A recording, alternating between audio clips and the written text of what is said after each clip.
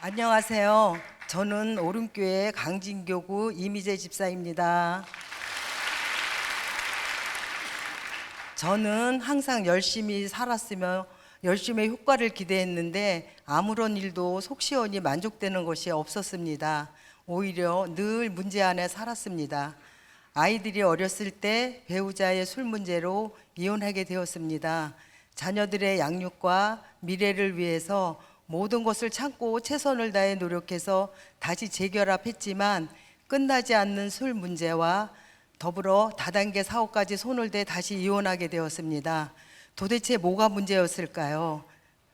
제 신앙생활이 자리 잡기까지 오래 걸리긴 했지만 자녀들이 교회에 빨리 정착하길 원해서 손자와 손녀들을 수년 동안 주일마다 유아부와 초동부로 데리고 다니며 신앙생활을 하게 했는데 결국 손자 손녀들의 주일 예배도 멈추고 말았습니다. 도대체 뭐가 문제였을까요? 옆집 큰 건물을 무너뜨리는 공사 과정에서 크레인에 달려있던 거대한 추가 떨어져서 주차되어 있던 제 새 차를 덮쳐 자동차 천장과 앞유리, 본네트가 크게 파손되었습니다. 공사 현장 사람들이 사고를 은폐하기 위해 온갖 거짓말을 하기에 민원을 넣었더니 새 차로 보상해 줄 테니 민원을 취하해 달라고 해서 그리스도인의 마음으로 잘 해결하자 생각하여 민원을 취하하자 보상보다 공사를 먼저 제기하면서 오히려 괴롭힘을 당하며 결국 정신상담 치료까지 받았습니다. 도대체 뭐가 문제였을까요? 양쪽 무릎의 통증이 심해져서 다리가 심하게 휘어지는 고통이 있었고 연골이 모두 손상되어 무릎 연골을 수술했습니다. 상태가 나아지지 않아 매주 2번씩 조수치료와 재활치료를 받았습니다. 수술과 회복으로 1년의 시간과 통장에 도는 수술비와 회복비로 흔적도 없이 사라졌습니다. 도대체 뭐가 문제였을까요? 아르바이트생이 2칸짜리 사다리에서 넘어져서 다리가 골절되는 사고와 함께 편의점 운영을 돕는 아들의 허리 디스크까지 심해져 편의점을 돕지도 못하고 수술을 받아야 하는 상황이 되었습니다. 70세인 제가 편의점 24시간 운영과 아르바이트생 산재 처리, 아들의 허리 디스크에 관한 모든 것을 감당해야 했습니다. 도대체 뭐가 문제였을까요? 올해 8월 왼쪽 눈이 따갑고 때론 시력이 떨어지고 눈앞이 흐려져 가게 된 대학병원에서 망막 층간 분리증이라는 유전성 식이병이란 진단과 함께 실명 바로 직전에 위험한 상태라는 것을 알게 되었습니다. 결국 아산병원에서 전신마취로 눈을 수술했습니다. 그런데 수술 후에도 눈이 온전히 회복되지 않았습니다. 도대체 뭐가 문제입니까? 이쯤 되면 여러분들이 생각하실 때도 더 이상 생길 문제는 없을 것 같지 않나요? 아니나 다를까 갑자기 사업장 건물주로부터 임대를 종료하겠다는 강제 폐업의 통보를 받게 됩니다. 사업장은 올해 15년째고 15년 이상 오래 운영하게 되면 본사와 더 좋은 조건으로 계약이 이루어지게 되는 상황에서 당장 먹고 사는 문제가 생긴 것입니다. 도대체 뭐가 문제입니까? 11월 1일 아침부터 고민이 많았습니다. 아직 수술한 눈으로 보면 500원짜리 동전만한 까만 점으로 인해 앞이 잘 보이지 않았지만 다니엘 기도회가 너무 간절했습니다. 그래서 지체의 도움을 받아 예배 현장에 오게 됐습니다. 1일 김윤호 설립 목사님 설교에서 헵시바 뿔라라고 하셨습니다. 나는 하나님으로부터 사랑을 받는 존재, 나는 하나님이 기쁨이 되는 존재라는 것을 들었습니다. 많은 문제들 앞에서 완전히 무너졌던 나는 문제 덩어리일 뿐인데 말씀으로 다가가니 나는 기쁜 존재였고 사랑받는 존재임을 깨닫게 되었습니다. 눈을 들어 하늘을 보았습니다. 7절에 그로 쉬지 못하시게 하라. 말씀을 드리니 열심히 나를 위해 일하고 계시는 하나님이 보이는 것 같았습니다.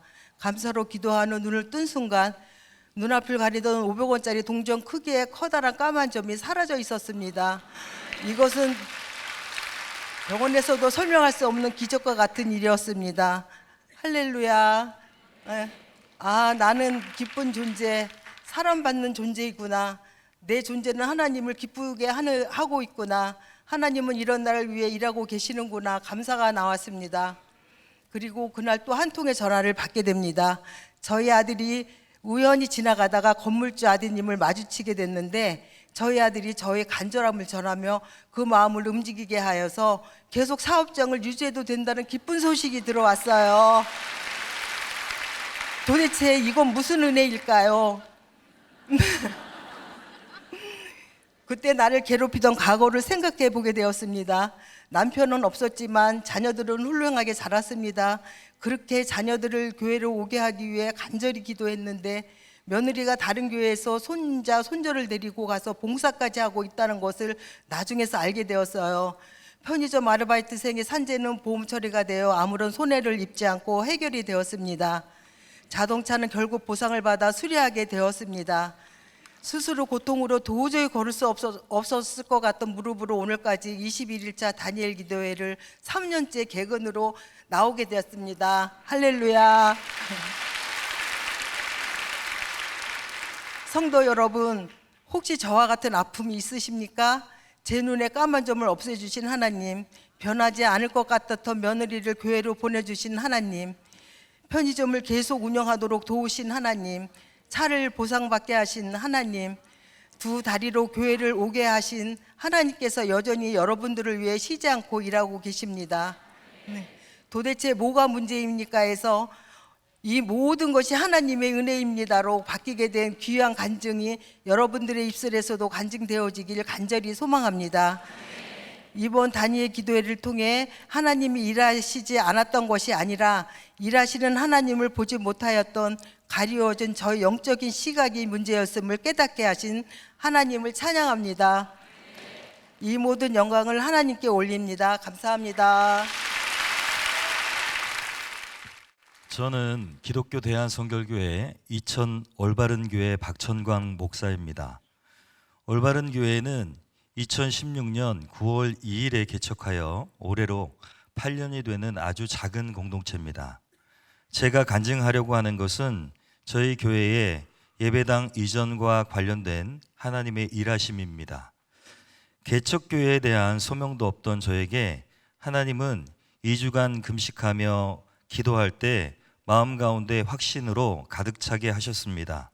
그리고 내가 채우리라, 내가 세우리라, 내가 행하리라는 분명한 약속의 말씀을 마음 가운데 주셔서 개척할 수 있게 되었습니다.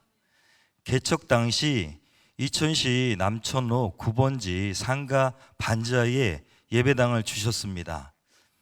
약 35평의 정도의 반지하에서 처음 개척 멤버 10명 정도가 동그랗게 앉아서 기도하며 하나님의 일하심을 믿고 시작했고 하나님께서는 아름답게 성장시켜 주셨습니다.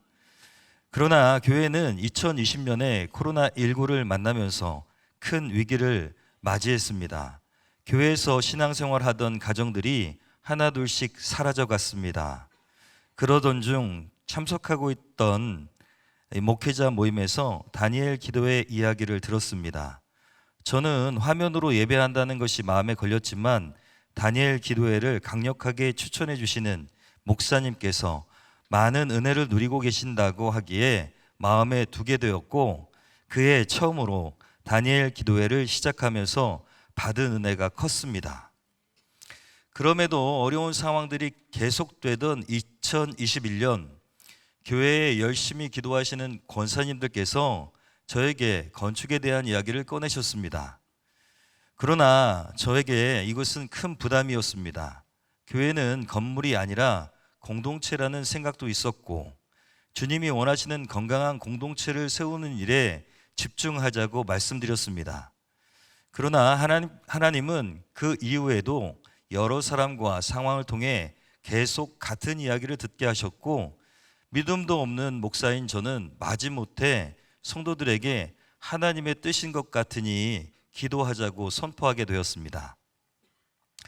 저희 교회는 김은호 목사님의 기도 인도가 끝나면 바로 이어서 제가 예배당 건축을 위한 기도 제목을 가지고 기도회를 인도했습니다. 그렇게 다니엘 기도회가 끝났을 때 저희 교회 특별 헌금 통장에는 무려 5천만 원의 헌금이 들어와 있었습니다. 그리고 2022년 2월 저희 교회가 속한 지방회에서 2억을 건축 자금으로 지원해 주시기로 결의해 주셨습니다. 더 나아가 2022년 다니엘 기도회 때는 건축 부지를 달라는 기도 제목을 더해 하나님께 더욱 간절히 부르짖었습니다. 그렇게 기도회가 끝날 무렵에는 약 9천만 원의 헌금과 반지하 예배당의 보증금, 지방회에서 약속한 금액을 합해 3억이 넘는 건축 자금이 마련되었습니다. 그리고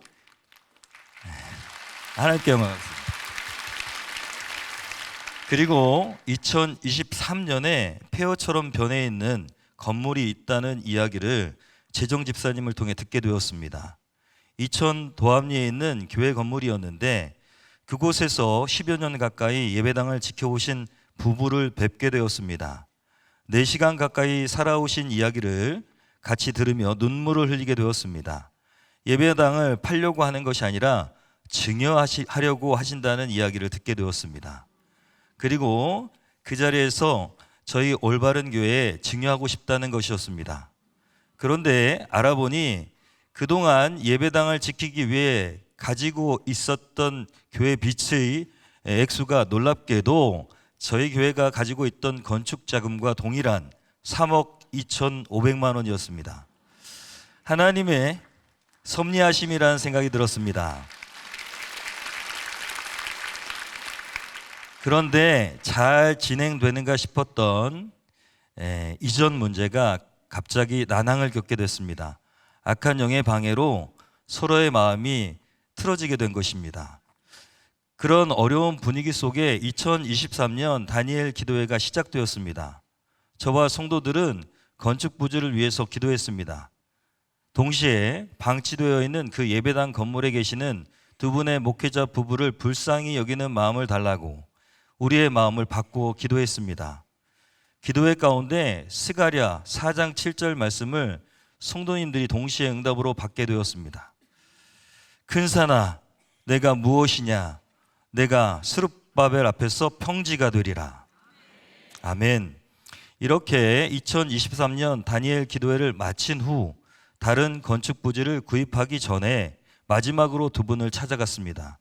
그런데 놀랍게도 두 분이 마음을 다시 바꾸셔서 올바른 교회에 증여하시겠다고 하시는 것이었습니다. 2024년 저희 교회는 9월 22일 이전 입당 예배를 드렸습니다. 네.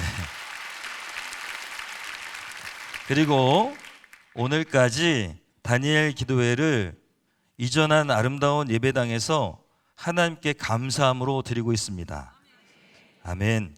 하나님께서 다니엘 기도회를 통해 하신 놀라운 기적을 찬양합니다. 저희 교회는 아직 온전히 자립하지 못한 비전 교회의 상태이지만 소망이 있는 것은 우리 공동체가 하나님의 기적을 경험했다는 것입니다. 하나님께서 더 크고 놀라운 일을 올바른 교회에 행하실 것을 믿습니다. 저희 작은 공동체의 역사하신 하나님은 기도를 들어주시는 하나님이십니다. 바라기는 우리 올바른 교회에 행하신 하나님의 일이 전해져서 주님 뜻에 따라 어렵게 개척된 모든 교회에 희망이 되었으면 하는 것입니다. 현재 기적으로 이루신 예배당에서 우리는 2024년도 다니엘 기도회를 참여하고 있습니다.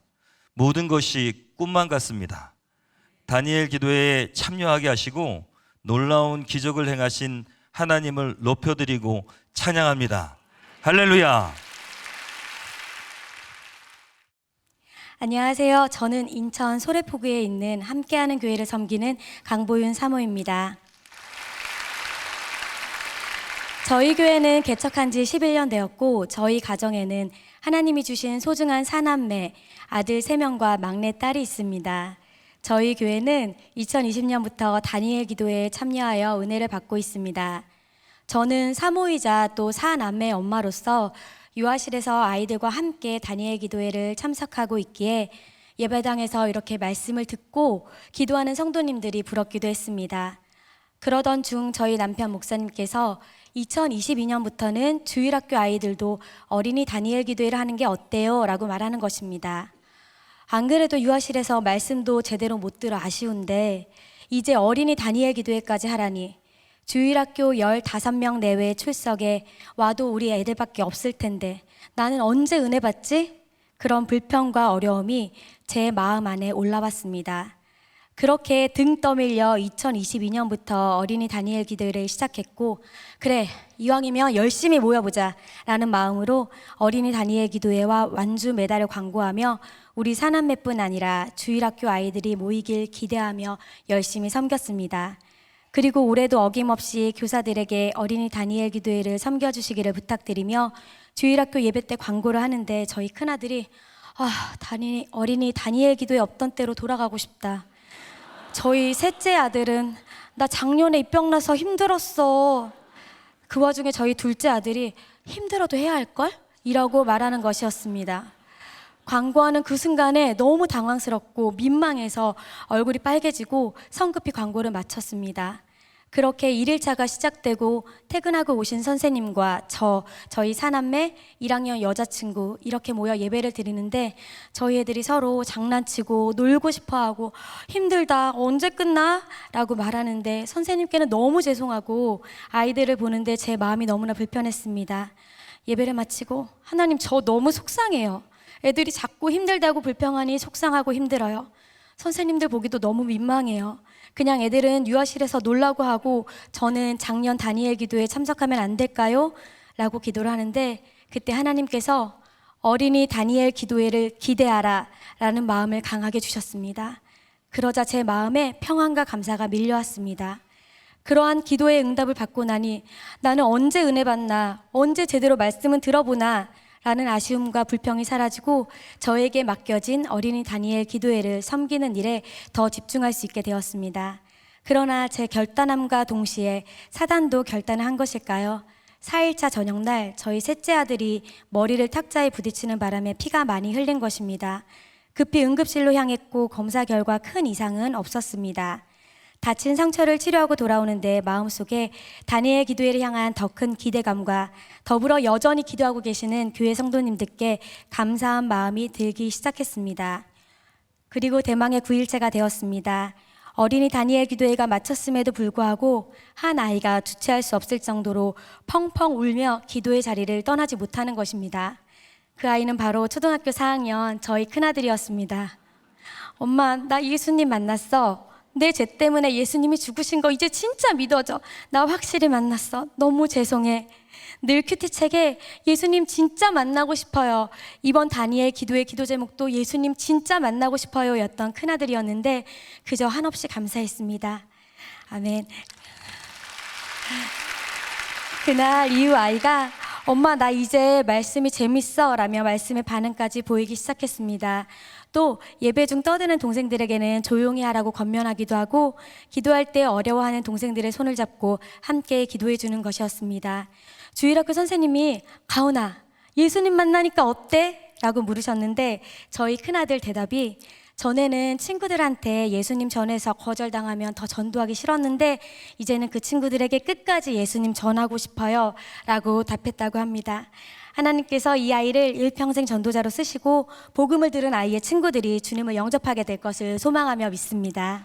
아멘. 또 저희 큰아이가 주일날 교회에서 나 진짜 예수님 만났어요 라고 말하고 다니자 교회에 온 지 얼마 안 된 아이가 궁금해하며 그날 저녁 어린이 다니엘 기도회에 참석을 하게 되었습니다.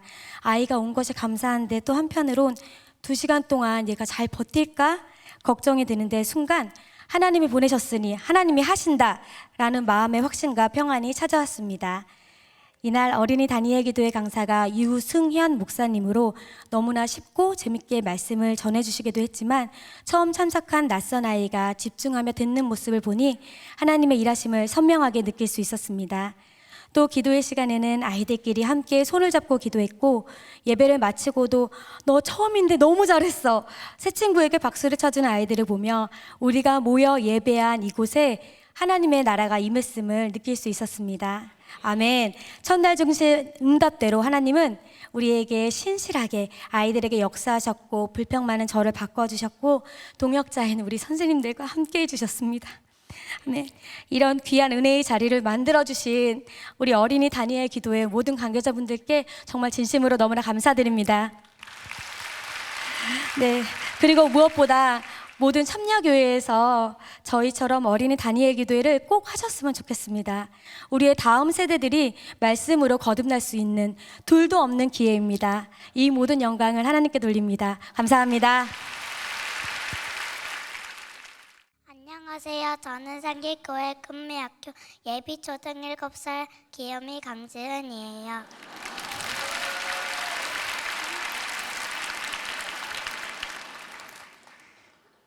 간증을 믿음이 좋은 어른들만 하는 줄 알고 하지 않으려고 했어요.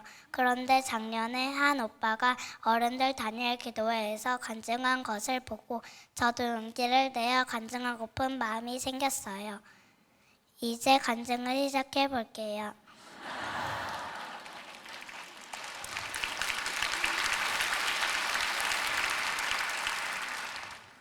저는 1월, 2월, 3월, 4월 계속 다니엘 기도회만 기다리고 또 기다렸죠. 그리고 11월 다니엘 기도회가 시작되었어요. 저는 다니엘 기도회를 통해 받을 수 있는 것이 있다고 들었어요. 그것은 바로 천국 열쇠라고 해요. 이 천국 열쇠로 할 수 있는 딱 한 가지는 천국 문을 열 수 있대요. 그 천국 열쇠는 바로 십자가에 달리신 예수님이에요. 그래서 우리가 지금 이 시간 예배할 수 있는 거예요. 12일차 어린이 다니엘 기도회 말씀에서 우리는 어른이 되면 일이 있어서 교회에 못 나갈 수 있지만 믿음을 지키는 삶을 살아야 한다고 했어요. 그래서 믿음을 지키기 위해 어떻게 해야 하는지 제가 알려드릴게요. 첫째, 어릴 때부터 다니엘 기도회를 빠지지 않는 거예요. 저는 7년 동안 다니엘 기도회를 드리고 있거든요. 둘째, 360일 말씀으로 훈련을 받는 거예요. 저는 집에서 또 금미학교에서 가정예배와 말씀 묵상을 하고 있어요. 그래서 저 기욤이 강지은도 어린이 다니엘 기도회를 빠지지 않고 다 참여하고 있어요. 그리고 제 믿음도 시들지 않게 365일 예배로 살아가고 있고 말씀을 항상 외우려고 하고 있어요. 그런 말씀으로 훈련받은 저의 암송을 보여드리면서 간증을 마치겠습니다.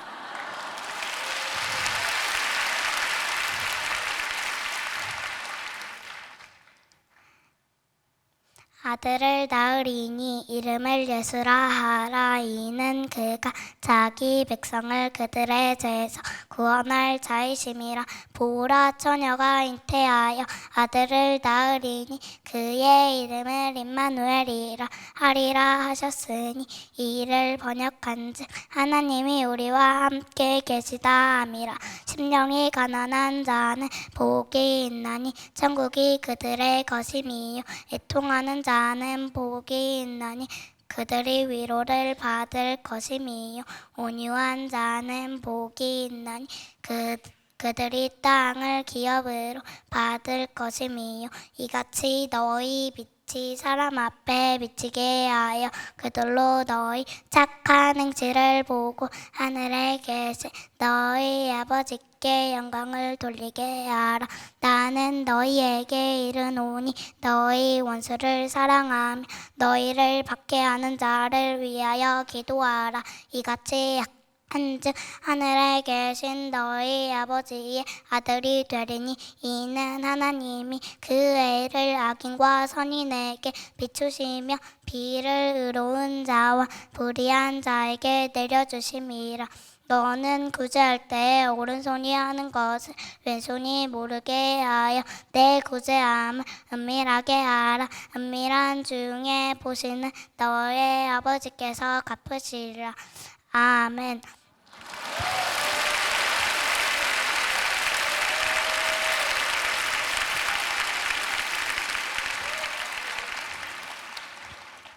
신명기 6장 4절부터 9절까지의 말씀.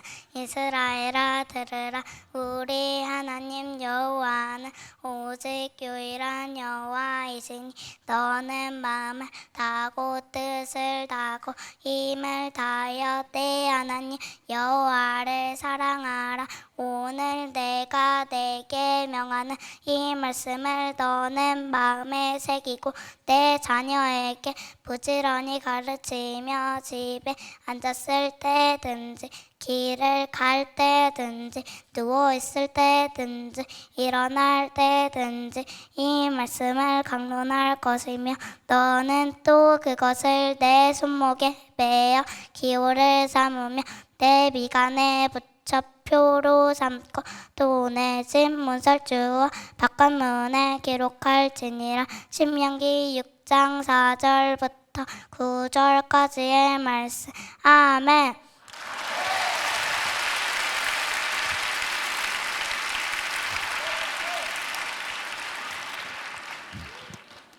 영어 암송을 하나 하고 마치겠습니다. Always be full of joy in the Lord. I say it again, joy. Philippians chapter 4 verse 4. Amen.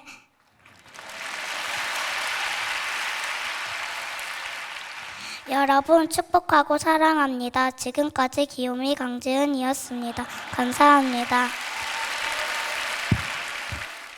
안녕하세요. 저는 부산중앙교회에서 온 최연주입니다. 이번 다니엘 기도회를 통해 하나님께서 저에게 주신 메시지는 바로 용서였습니다. 저는 스스로 모든 상처와 아픔을 다 용서했다고 믿고 있었지만 기도회를 시작하며 진정한 용서를 하지 못했음을 깨달았습니다. 기도 중에 제 마음을 살펴보았을 때 떠오르는 첫 번째 인물은 바로 저를 양육했던 유모 할머니였습니다. 부모님의 보호 아래 있어야 할 나이에 저는 무려 10년이라는 긴 기간 동안 유모 할머니에게 학대를 당하며 지냈습니다. 어렸던 저로서는 그 모든 상황이 견디기 힘들었고 그 상처는 제 삶의 깊은 곳에 자리 잡았습니다. 그 여파로 저는 지금도 공황장애를 앓고 있으며 불안과 공포가 몰려올 때면 숨이 막히고 잠을 이루지 못하는 고통을 겪고 있습니다. 2017년에 결혼한 후에 2018년부터 다니엘 기도회에 참여하기 시작하면서 공황장애를 이겨보려 여러 차례 노력했습니다. 약을 줄여보기도 했고 기도로 치유를 간구하며 나아가기도 했습니다. 그러나 시간이 지나면 다시금 고통과 불안이 반복되었습니다. 공황으로 인해 생긴 두려움에서 벗어나기 위해 쇼핑에 집착하기도 했고 반복적으로 짓는 제 문제들은 해결되지 않았습니다. 왜 이렇게 힘든 삶이 반복되는지 고민하던 중에 이번 다니엘 기도회에서 하나님께서 저에게 깊은 깨달음을 주셨습니다. 나는 아직 온전히 용서하지 못했다. 이 생각이 들며 제 안에 뭔가 울컥하고 치밀어 오르는 감정이 있음을 느꼈습니다. 나를 아프게 했던 유모 할머니, 그리고 그런 상황에서 저를 지켜주지 못했던 부모님, 그들에게 이해한다, 그럴 수밖에 없었겠지라고 말하며 용서했다고 생각했지만 여전히 완전한 용서가 이루어지지 않았음을 깨달았습니다. 그뿐 아니라 이런 상황이 반복적으로 저를 스스로 잘못했다고 여기면서 저 자신조차 용서하지 못하고 있다는 사실을 알게 되었습니다. 다니엘 기간 동안 저는 하나님께 왜 그 어린 저를 외롭게 두셨습니까? 라고 눈물로 물은 적이 있습니다. 저는 아무것도 할 수 없었던 작고 연약한 아이였습니다. 그런데 하나님께서 제게 말씀하셨습니다. 나는 너의 모든 시간 속에 함께 있었다. 하지만 그 말씀은 저를 위로하지 못했습니다. 저는 하나님께 반항하며 속으로 외쳤습니다. 함께 하셨다면 권능으로 저를 구해 주셨어야죠. 왜 내버려 두셨나요? 제 상처 안에 갇혀 예수님의 마음을 이해하려고 하지 않았습니다. 그러나 이번 기도회 기간에 특별한 변화가 있었습니다. 예수님의 십자가 사건이 제게 더없이 생생한 현실로 다가왔습니다. 하나님께서 제게 말씀하셨습니다. 현주야, 괜찮아? 다른 사람들은 너의 아픔을 다 알 수 없지만 나는 십자가를 통해 너의 그 오랜 고통을 전적으로 이해할 수 있단다. 너의 잘못이 아니야. 내 시간표에는 실수와 실패가 없단다. 내 아픔을 정금과 같이 단련하여 나의 선한 도구로 사용할 것이다. 내 가슴이 상처로 찢어졌지만 그 넓어진 가슴으로 너와 같은 아픔 속에 있는 자들을 치유하는 도구로 삼을 것이다. 그 따뜻한 음성과 확실한 약속 앞에서 제 안에 단단히 굳어졌던 상처가 녹아내리기 시작했습니다. 억지로 하는 용서가 아니라 예수님의 사랑 때문에 비로소 용서가 이루어졌습니다. 이때 하루하루 전전긍긍하며 살던 제가 회복을 경험하게 됩니다. 나의 슬픔을 주께서 기쁨으로 바꿔주신 것입니다. 이 마음을 가지고 유모 할머니에게 용서의 마음을 전하려 했습니다. 80이 넘은 유모 할머니는 재작년까지만 해도 연락이 닿았지만 지금은 더 이상 연락이 닿지 않는 상황입니다. 만나서 직접 용서를 전하고 싶었지만 그러지 못하더라도 그 마음만으로 충분함을 느꼈습니다. 하나님께 저의 용서의 마음을 고백하며 기도했을 때 그때의 불안과 공포에서 한결 자유로워진 것을 느꼈습니다. 하나님께서 용서의 고백을 통해 제 마음에 참된 평안을 주셨고 상처의 시간에 갇혀있던 저를 해방시키셨습니다. 공황장애라는 병은 끈질깁니다. 영혼을 갉아먹는 고통스러운 병이지만 하나님께서 만지시고 고치시면 반드시 회복시키실 것을 믿습니다. 지금도 공황장애가 완치된 것은 아니지만 이전에 경험했던 견딜 수 없는 공포와 불안에서는 벗어났습니다. 그리고 앞으로 더욱 좋아질 줄 믿습니다. 비록 다시 넘어질 때가 있을지라도 저는 하나님께서 함께 하신다는 확신 안에서 다시 일어설 것입니다. 혹시 저처럼 아직 용서하지 못한 누군가가 있으신가요? 부모님, 배우자, 친구 혹은 자기 자신이라도요. 이번 다니엘 기도회를 통해 그들을 용서할 수 있기를 기도합니다. 만약 당장 용서할 수 없다면 용서하지 못하는 그 상태 그대로 하나님께 올려드리세요. 반드시 주님께서 여러분을 회복시켜 주실 것입니다. 누구에게 불만이 있거든 서로 용납하여 피차 용서하되 주께서 너희를 용서하신 것 같이 너희도 그리하고 이 모든 것 위에 사랑을 더하라. 이는 온전하게 매는 띠니라. 아멘. 사랑하며 살기에도 너무 짧은 인생인데 앞으로의 인생을 내 주변의 이웃을 사랑하고 용서하며 품어주는 삶을 살아갈 것입니다. 이번 다니엘 기도회를 통해 내 안에 참된 자유와 평안을 주신 하나님께 이 모든 영광을 올려드립니다. 감사합니다. 할렐루야. 저는 지평선의 고장 김제평야 한복판에 자리 잡은 농촌교회를 섬기고 있는 김제희망교회 서대훈 목사입니다. 저희 교회는 동서남북으로 사방이 논으로 둘러싸인 평균 연세 78세 30여 명이 안 되는 성도들과 함께 사역하는 교회입니다. 10여 년 전 저희 교회가 한창 부흥할 시기에 교회에 어려움이 생기면서 중추적인 성도들이 교회를 떠나게 되었습니다. 그 무렵에 알게 된 다니엘 기도회를 지푸라기라도 잡는 심정으로 시작하게 되었습니다. 영상으로 드리는 예배가 무슨 은혜가 있을까 반신반의하며 5명의 성도들과 시작했던 다니엘 기도회는 가장 먼저 목회자인 저에게 말할 수 없는 은혜와 위로와 회복의 시간이었습니다. 그렇게 한 해, 두 해 지내오던 것이 벌써 10년째가 되었습니다. 이제 다니엘 기도회는 오륜교회만의 다니엘 기도회가 아니라 다른 어떤 교회의 다니엘 기도회가 아니라 김제 희망교회의 다니엘 기도회가 되었습니다. 1년에 한 분 강사님 모시기도 어려운 농촌교회가 매년 20명의 강사님들을 만났으니 10년 동안 200명이 넘는 강사님들이 저희 교회에 보내주셨습니다. 청년 한 명 없는 농촌교회, 찬양단 하나 없는 농촌교회, 하나님은 한국교회 가장 은혜롭고 실력 있는 찬양팀을 매년 우리 교회에 보내주셨습니다. 할렐루야. 정말로 꿈꾸는 것 같은 일입니다. 작년 2023년 다니엘 기도회를 알리는 다니엘 기도회 지역 간사님의 안부 전화가 3월에 어김없이 걸려왔습니다. 특별히 저희 교회를 담당한 간사님은 어릴 적 고향이 김제라고 하시면서 3년째 사랑으로 계속하여 섬겨주고 계십니다. 얼굴 한번 뵌 적 없었지만 항상 고향교회라면서 평안한 음성으로 전심을 다해 기도로 섬겨주시는 간사님께 다시 한번 감사를 드립니다. 그렇게 봄이 지나고 여름 장마가 시작되었습니다. 매년 장마철이 되면 놓아야 된 예배당 누수로 인하여 어려움이 많이 있었습니다. 그런데 작년에는 저희 지역의 폭우로 인한 재난지역으로 선포될 정도로 감당할 수 없는 폭우와 기나긴 장마가 진행되었습니다. 7월부터 9월까지 물폭탄을 맞은 듯한 예배당 곳곳이 물이 흐르고 누수로 인해 옥탑에 자리 잡은 서재실과 유아실, 예배당까지 어느 곳 하나 상한 곳이 없었습니다. 서재실 책들은 못 쓰게 되었고 천장과 벽면은 곰팡이로 가득 차고 닦아도 예배당은 끝없는 물이 차오르고 심각한 상황에 어디서부터 손을 대야 할지 막막하였습니다.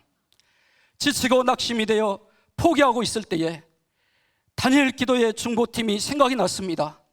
그래서 그동안 올려놨던 기도 제목을 수정하여 김제 희망교회 성전 노후화로 인한 예배당 누수 공사가 이루어지게 하여 쾌적한 환경에서 예배하게 해주세요 라고 기도 제목을 바꾸어 올렸습니다.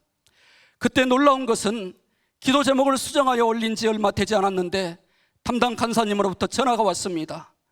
상황을 자세히 나누고 함께 중보기도를 요청했습니다. 저는 중보기도 팀과 서포터즈가 정말 전심으로 기도하고 섬기고 있다는 것이 가슴 깊이 느껴지는 시간이었습니다.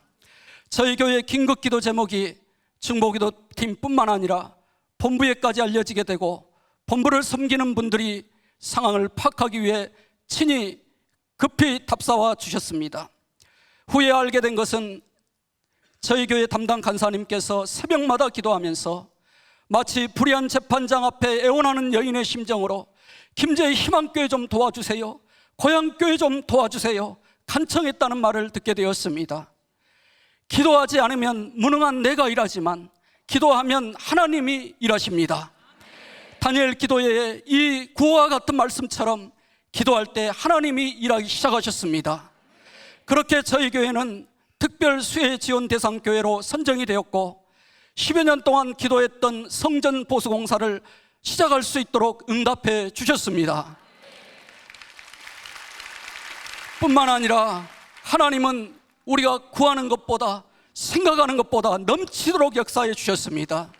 성전 외벽을 완벽하게 보수해 주시고 더 나아가 교육관까지 리모델링할 수 있도록 은혜를 주셨습니다. 온통 물로 덮여 성한 곳 없던 예배당이 간사님과 다니엘 프렌즈의 귀한 섬김을 통해 지금은 2024년 다니엘 기도의 은혜의 물결로 가득 덮이는 공간이 되었고 그렇게 김제 희망교회가 다시 힘을 얻어 일어날 수 있게 되었습니다. 할렐루야! 지금 이 시간에도 이름 없이 빛도 없이 2024년 다니엘 기도회를 위하여 지난 1년 동안 기도의 자리에서 사랑으로 섬겨주신 간사님들과 중보기도팀과 모든 서포터즈에게 이 자리를 통해 다시 한번 감사를 드립니다. 간증을 마무리하면서 마지막으로 여러분에게 기도 부탁을 드립니다. 오늘날 농촌교회는 송고지와 같은 상황입니다. 젊은 사람들은 다 떠나가고 마을의 절반은 비어가고 연로한 어르신들만 남아있는 것이 현실입니다. 마을의 중심이 되었던 교회들이 하나 둘씩 폐쇄되어 가고 어떻게 하면 교회를 통폐합할 수 있을까 이러이러시 고민을 하게 되는 시기를 현실을 맞게 되었습니다. 그동안 한국교회의 어머니와 같은 농촌교회를 통해 도시교회가 성장했다면 이제는 연약해져가는 농어촌교회를 보듬어 주시기를 부탁을 드립니다. 농촌교회가 단 한 명의 성도가 남아도 섬기는 목회자들이 포기하지 않고 절망하지 않고 복음의 사명을 감당하도록 예배당 문을 닫지 않고 십자가의 불이, 기도의 불이 꺼지지 않도록 기도를 부탁드립니다.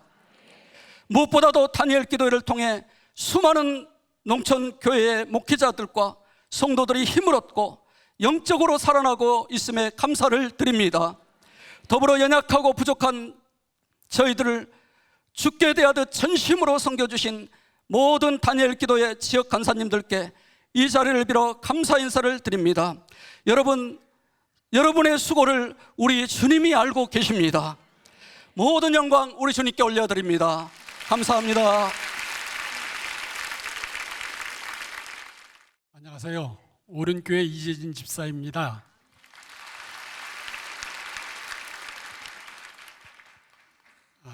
지난 5년 동안 아내와 저는 3개의 암을 겪었습니다.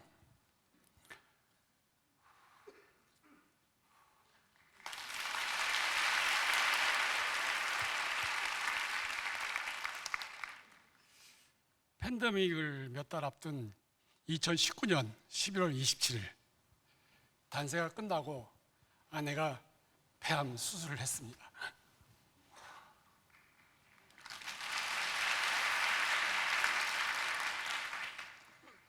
초기 암인데도 불구하고 수술을 하고 항암도 했습니다. 항암이라도 면역 항암이라서 몸에 큰 무리 없이 치료를 받았습니다. 하지만 항암을 시작한 지 10개월이 지난 어느 날 아내는 치과에 갔다가 페니실린 계통의 항생제를 먹고 고열이 나기 시작했고 열은 떨어지지 않았습니다. 약 한 달간을 죽을 것 같은 고통과 공포를 겪고 나서야 겨우 열이 잡혔지요. 면역 항암을 하다 보니 면역 체계가 불안정하게 되어 자가 면역 질환이 생긴 거였습니다. 총 17회 예정이었던 항암은 13회에서 멈추었습니다. 다행히 전이는 없었고 이번 달로 5년이 되었습니다. 두 번째 암은 저에게 발생했습니다. 저는 전립선에 문제가 있어서 추적 검사를 받고 있었는데 아내가 태어난 지 얼마 후 암 진단을 받았습니다. 나란히 저희 부부는 암 환자가 되었습니다. 전이 가능성이 적어서 수술을 미루다가 아내가 수술한 지 1년 6개월이 지난 21년 7월 수술을 하게 되었습니다. 수술 당일 아침 무거운 마음으로 기도를 하는데 제게 이런 믿음을 주시는 거예요. 재진아, 나는 네가 암에 걸릴 걸 알았고 오늘 너를 치료하려는 거야. 두려워하지 마라. 너는 깨끗하게 나을 거야. 저는 이전에도 이런 응답을 받은 경험이 있어서인지 순간 수술에 대한 여러 가지 두려움이 기적처럼 사라졌습니다. 제 배에는 6군데 칼자국이 생겼지만 수술은 잘 끝났고 회복도 잘했습니다. 이제 3번째 암에 대해 말씀드리겠습니다. 수술 후 3개월 정도 지났는데 누우면 등이 아프고 수술 부위에 염증이 느껴졌습니다. 수술이 잘못되었나 싶어 병원에 갔고 복부 CT를 찍었습니다. 결과는 췌장암이 새로 생겼으며 간과 임파선, 복벽 등 온몸에 퍼져서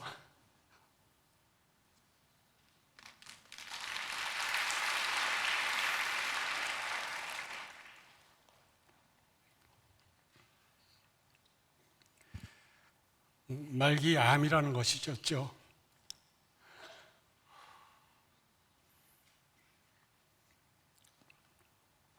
항암을 하더라도 5년 생존 가능성이 2.5%였고 평균 11.5개월 정도 살 수 있다고 하더라고요.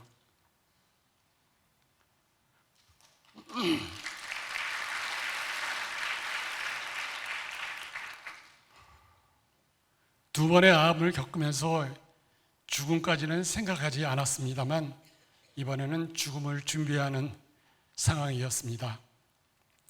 한참을 병원에 앉아서 이게 무슨 일인지 생각을 했어요. 지난번 치료하실 때 주신 마음은 뭐지? 그리고 왜 갑자기 데려가시려고 하시는 거지? 다음날 새벽부터 며칠 동안 하나님께 큰 소리로 기도하기 시작했습니다. 하나님, 정말 제가 죽는 건가요? 제가 이렇게 죽으면 사람들이 뭐라고 하겠습니까?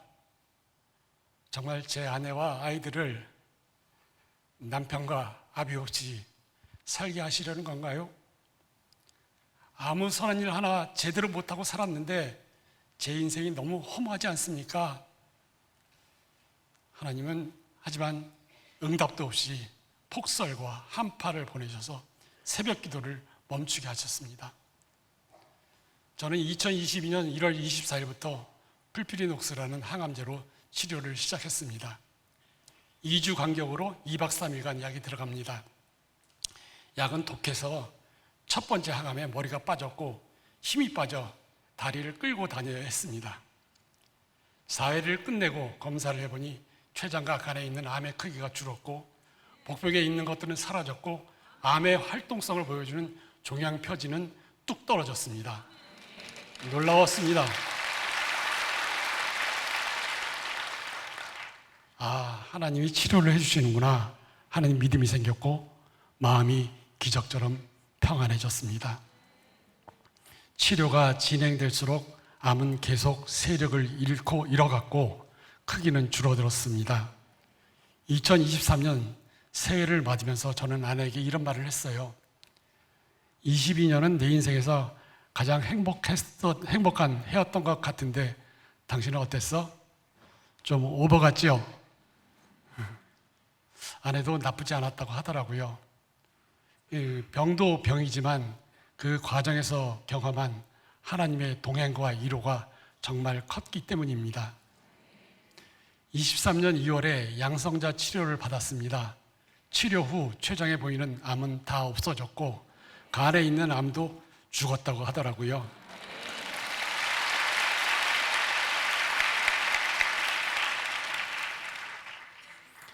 (23년 7월 31일) 항암 1년 반 만에 드디어 수술을 하게 되었습니다. 결과는 매우 좋았습니다. 또 절제된 부위에서 암이 발견되지 않았고 췌장의 겉뿐만 아니라 속까지 깨끗했습니다. 정말 기적같이 완전하게 치료가 된 것이죠. 그럼에도 혹시 남아있을 암세포를 제거하기 위해서 12번의 항암을 추가로 했고 금년 6월에 마지막 항암을 받았습니다.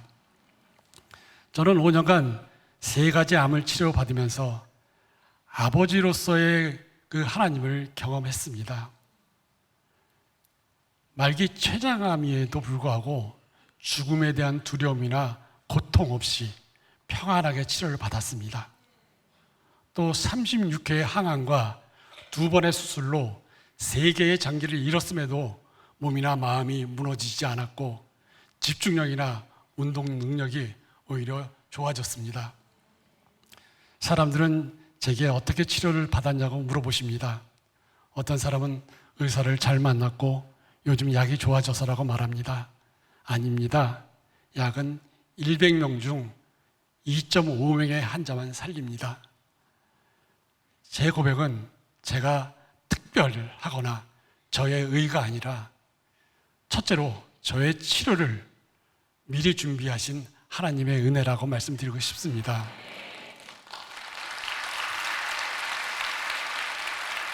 그리고 2번째인데요. 저희 가족, 교구의 목사님과 간사님과 목장과 순장, 권사님들의 뜨거운 중보 기도입니다.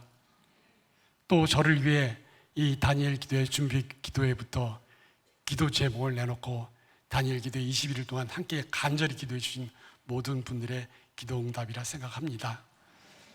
저는 치료를 끝내면서 앞으로 어떻게 살아야 할까를 고민하며 이번 다니엘 기도회에 참여했습니다. 그런데 다니엘 기도회 간증을 들으면서 강사님들이 고통의 터널을 건너시면서 변한 모습과 하나님이 길을 내주시는 것을 보았습니다. 그리고 하나님이 저를 몸과 마음이 상한 사람들과 함께 살게 하실 거라는 생각이 들었습니다. 그리고 지금 여기 이렇게 서 있습니다. 그렇게 앞으로도 저와 동행하시며 저의 삶을 사용하실 하나님께 감사와 영광을 올려드립니다. 아멘. 안녕하세요. 저는 오령교회 4학년 찬양반 서하율입니다. 올해도 어김없이 다니엘 기도회가 시작된다는 소식이 들려왔습니다. 저는 꼭 출석을 다하고 싶다는 마음이 들었어요. 그런데 기도회 며칠 전 저희 가족은 큰일을 겪었습니다. 그날은 엄마가 외가댁에 다녀오자고 하셨어요. 오랜만에 외가댁에서 즐겁게 시간을 보내고 집으로 돌아오는 길이었죠. 그런데 고속도로에서 택시가 시속 160km로 달려와 우리 차를 들이받았습니다. 그 충격은 정말 컸습니다.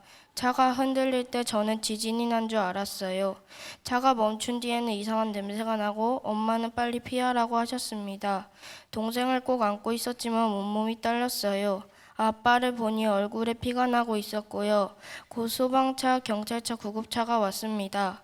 아빠는 바로 병원으로 가셨고 저희는 지나가던 어떤 분이 태워준 차에서 기다릴 수 있었습니다. 그분은 정말 하나님이 보내주신 천사 같았어요. 사고가 정리된 후에는 이웃에 사시는 이모가 고속도로까지 와서 저희를 집으로 데려다 주셨습니다. 다음날 아빠는 병원에서 정밀검사를 받으시고 입원하셨어요. 할아버지와 할머니는 저를 꼭 안아주시면서 하나님께서 너희를 지켜주셨구나, 정말 기적이다라고 말씀하셨어요. 저도 정말 감사했어요. 그러다 병원에서 11월 1일 다니엘 기도의 첫날을 맞이했습니다. 저는 엄마에게 물었어요. 엄마, 우리 다니엘 기도회는 못 가요? 엄마는 제 손을 잡으며 말씀하셨어요. 하율아, 하나님이 널 정말 아끼시나 봐. 너 뒷좌석에 택시가 그렇게 세게 들이받았는데도 너만 멀쩡하잖아. 저는 사고가 생각날 때마다 무서웠지만 예배에 참여하지 못한다는 생각이 더 속상했습니다. 그래서 어쩔 수 없이 병실에서 동생과 함께 예배를 드리게 되었어요. 처음에 마음이 아쉬웠지만 병실 예배도 나쁘지 않았어요. 동생은 찬양을 하는 건지 덤블링을 하는 건지 모를 정도로 여기저기 뛰어다녔지만 귀여웠답니다. 집으로 돌아온 후에도 다니엘 기도회를 온라인으로 들으며 찬양도 열심히 하고 기도도 열심히 했습니다. 1일차 백성원 목사님 설교에서 배운 히스기야의 기도가 기억에 남았어요. 세상을 보지 않고 하나님을 바라보면 고난 속에서도 기도를 역전할 수 있다는 말씀이 정말 좋았어요. 4일자 최규명 목사님께서 해주신 삭개오 이야기도 인상 깊었습니다. 키가 작았지만 하나님을 만나고 싶어 포기하지 않았던 삭개오의 모습이 꼭 저 같았어요. 퇴원 후에도 친구 집에 가서 함께 예배를 드렸고 11차 유승현 목사님께서 들려주신 37개 나라 교회 탐방 이야기를 들으며 창조주 하나님을 더 깊이 느낄 수 있었어요. 사고 이후로 아빠는 수술을 받고 병원에 계시고 엄마는 허리와 갈비뼈가 아프세요. 동생도 왼쪽 다리를 다쳤지만 하나님이 우리를 보호하셨다는 것을 느낍니다. 저는 어디서든 마음을 다해 예배드릴 수 있다는 사실이 정말 감사해요. 병원에서도 친구 집에서도 하나님께 찬양하고 기도합니다. 저는 이렇게 기도합니다. 예수님, 우리 가족이 교통사고 후유증 없이 건강하게 회복되게 해주세요.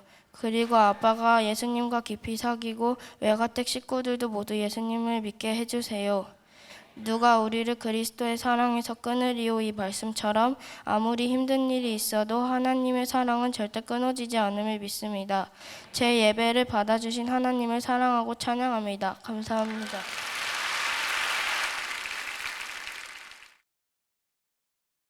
안녕하세요. 저는 논산 목민교회를 섬기고 있는 여선영 사모입니다.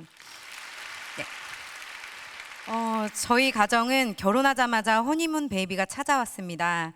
남편은 신학생이었고 저희는 경제적으로 여유롭지 못했기 때문에 마냥 기뻐할 수만은 없었지만 아이의 탄생은 정말 놀라운 축복이었습니다.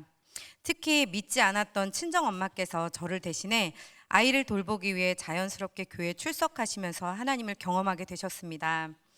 생명이 우리에게 너무 쉽게 찾아왔기에 저희는 생명의 소중함을 깊이 생각하지 못했습니다. 첫 아이를 키우면서 사업을 시작했기에 둘째는 사업이 안정된 후 계획하고자 판단했습니다.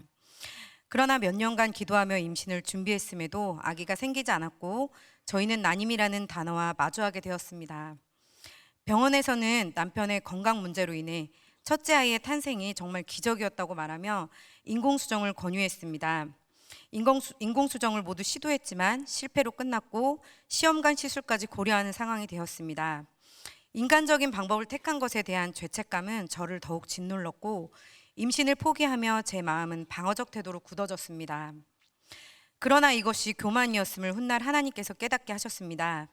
나님이 제 잘못은 아닐까? 하나님께서 저의 충성됨과 진실됨을 더 요구하시는 건 아닐까 고민하며 하나님께 질문하곤 했습니다.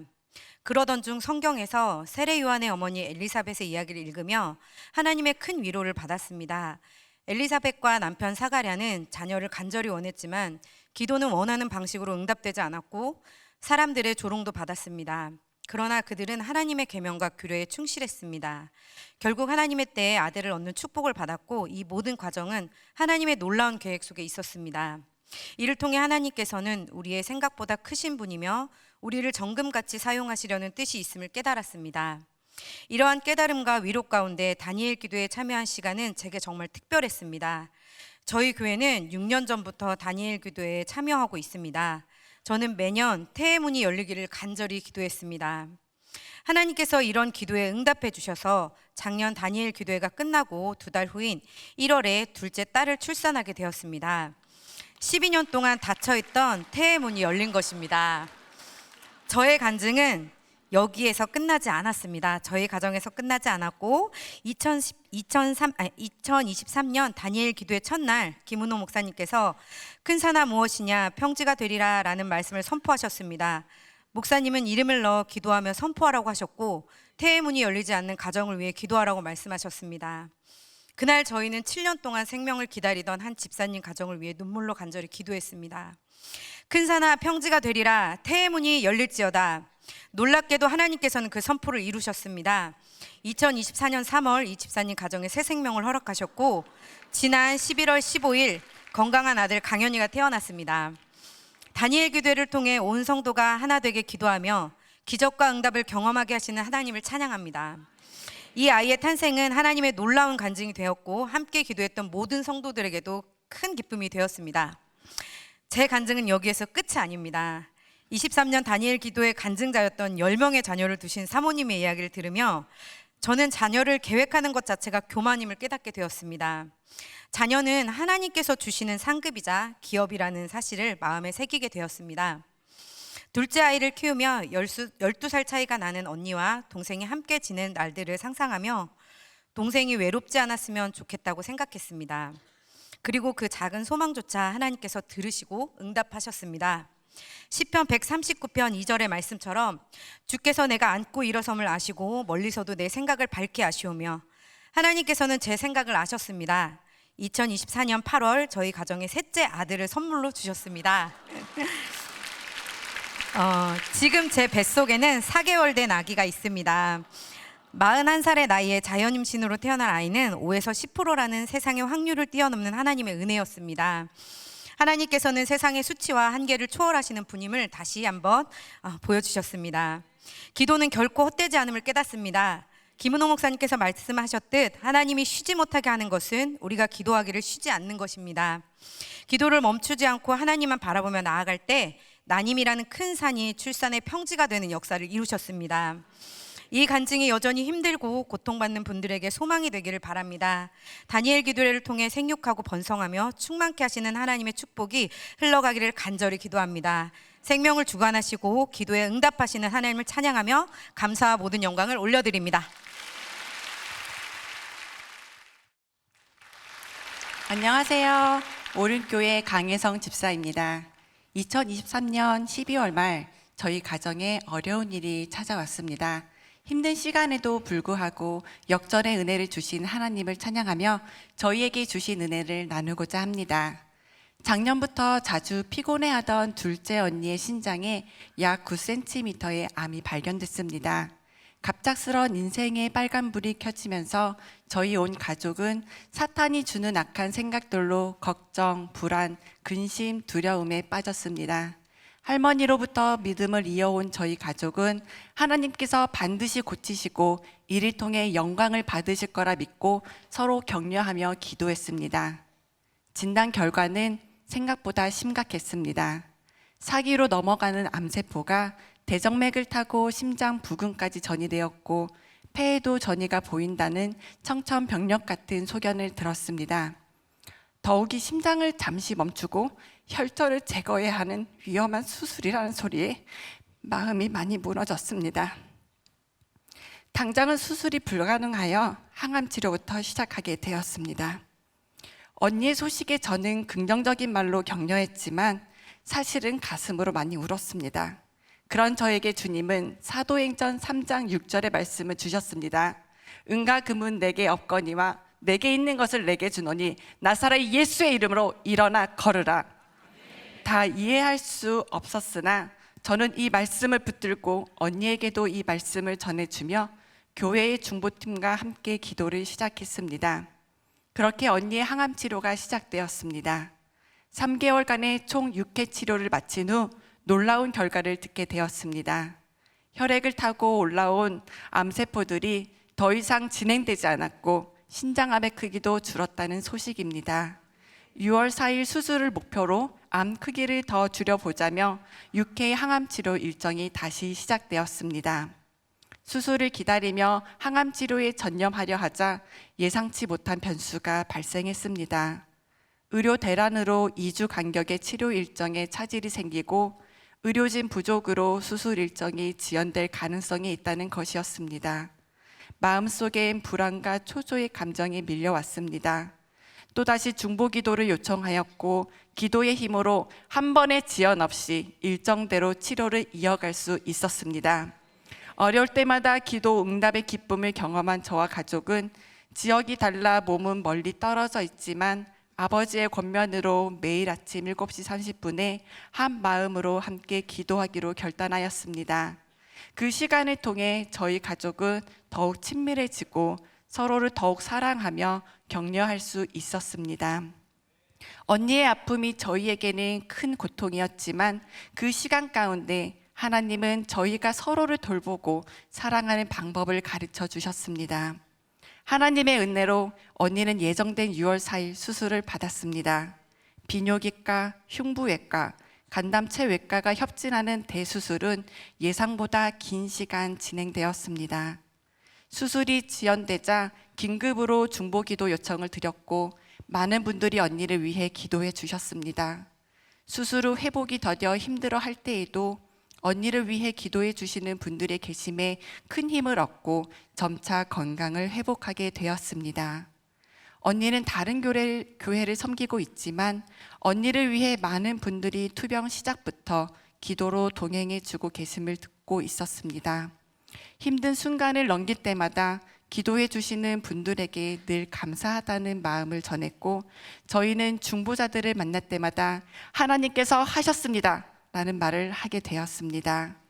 한편 언니는 항암 치료를 하면서 갑상선 호르몬의 불균형으로 기능 저하 약을 복용하고 있었습니다.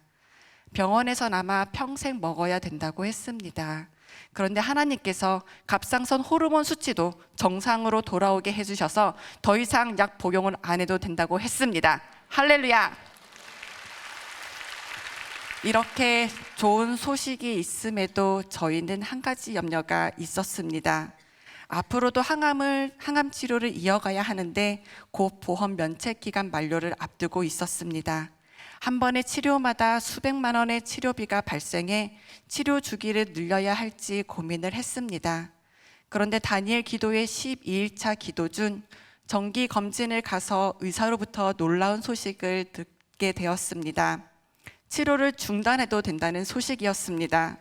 치료비 부담을 줄이려는 주치의의 배려인 줄 알았는데 검사 결과가 깨끗하여 더 이상 치료를 받지 않아도 된다는 것입니다.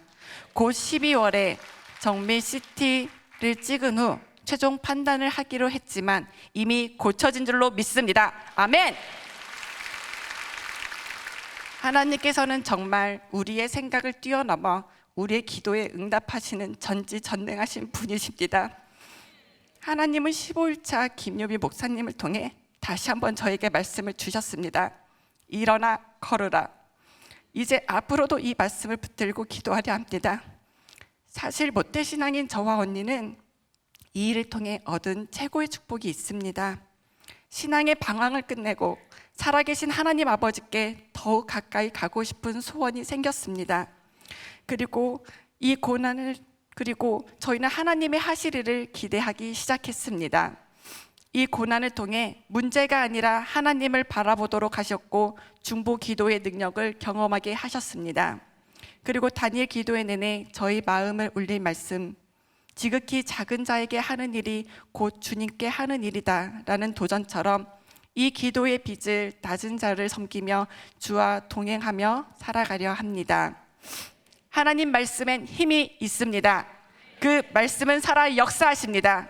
다시 한번 이 고백으로 모든 영광을 하나님께 돌립니다. 하나님께서 하셨습니다.